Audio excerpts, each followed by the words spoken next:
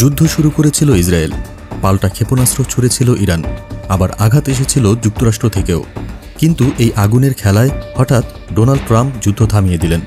আর সেই যুদ্ধ থামানোর জন্যই তাকে মনোনয়ন দেওয়া হয়েছে শান্তিতে নোবেল পুরস্কারের জন্য।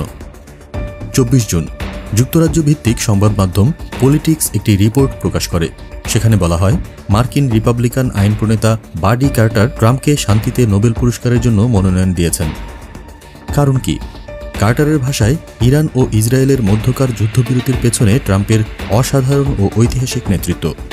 তিনি লিখেছেন, এই যুদ্ধ যে থেমেছে তার পেছনে ট্রাম্পের হস্তক্ষেপ ছিল সাহসী এবং অবিশ্বাস্যভাবে কার্যকর। ঘটনার শুরু 13 জুন। ইসরায়েল প্রথম হামলা চালায় ইরানের পরমাণু স্থাপনায়। ইরানও বসে থাকেনি। এক সপ্তাহের মাথায় ক্ষেপণাস্ত্র হামলায় কাঁপিয়ে তোলে ইসরায়েলকে। যখন সবাই ভাবছিল এবার হয়তো মধ্যপ্রাচ্য জ্বলেই উঠবে, ঠিক তখনই এক ব্যতিক্রমী কৌশল নেন ট্রাম্প। তিনি ইরানকে দেন আলোচনার সময়সীমা, আর পাশাপাশি এই সময়সীমার মধ্যেই তিনি আক্রমণ করে বসেন ইরানের 3টি পরমাণু স্থাপনায়।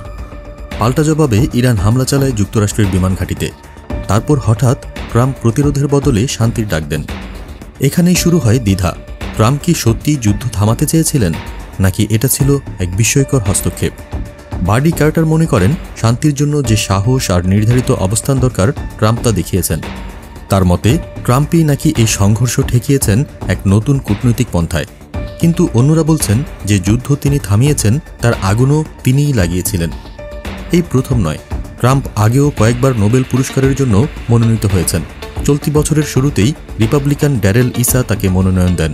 দাবি করেন, ট্রাম্পের নির্বাচনী জয় নাকি বিশ্ব শান্তির ওপর বিস্ময়কর প্রভাব ফেলেছে। তবে এবার ট্রাম্পের নাম উঠে এলো ইরান ইসরায়েল যুদ্ধ থামানোর মাস্টার প্ল্যানার হিসেবে। 2025 সালের নোবেলের জন্য মনোনীত প্রার্থীর সংখ্যা 338 জন। তাদের মাঝে ট্রাম্পের নাম এখন আলোচনার কেন্দ্রে। শুধু যুক্তরাষ্ট্র নয়, পাকিস্তানও ট্রাম্পকে শান্তির জন্য নোবেল দেওয়ার সুপারিশ করেছে। কারণ ভারত পাকিস্তান সংকটে ট্রাম্পের কার্যকর কূটনৈতিক হস্তক্ষেপ। অন্যদিকে ট্রাম্পের ঘোষণার পরেই মঙ্গলবার রাত থেকে কার্যকর হয় যুদ্ধবিরতি। ইরান ইসরায়েল উভয়ই থেমে যায়, যদিও দুই দেশ আগ পর্যন্ত চালিয়ে গেছে পাল্টাপাল্টি হামলা। প্রশ্ন একটাই, যে মানুষটি একদিকে হামলার হুমকি দেন, অন্যদিকে শান্তির ডাক দেন, তিনি কি সত্যিই শান্তির নায়ক, নাকি একজন চতুর খেলোয়াড়? নোবেল পুরস্কার কি কৌশলের জয় মেনে নেয়, নাকি সেখানে হৃদয়ের, নীতির, আত্মত্যাগের ইতিহাস খোঁজা হয়? এই মনোনয়ন কি শান্তির, নাকি বিশ্ব রাজনীতির এক নতুন ট্রেন্ড? আপনার মতে ট্রাম্প কি সত্যিই নোবেল শান্তি পুরস্কার পাওয়ার যোগ্য, নাকি এটি বিশ্ব রাজনীতির এক বিপজ্জনক ট্রেন্ড? কমেন্টে জানান আপনার মতামত। ভিডিও ভালো লাগলে লাইক, শেয়ার ও সাবস্ক্রাইব করে আমাদের সঙ্গেই থাকুন বিতর্কের পেছনের সত্য জানার জন্য।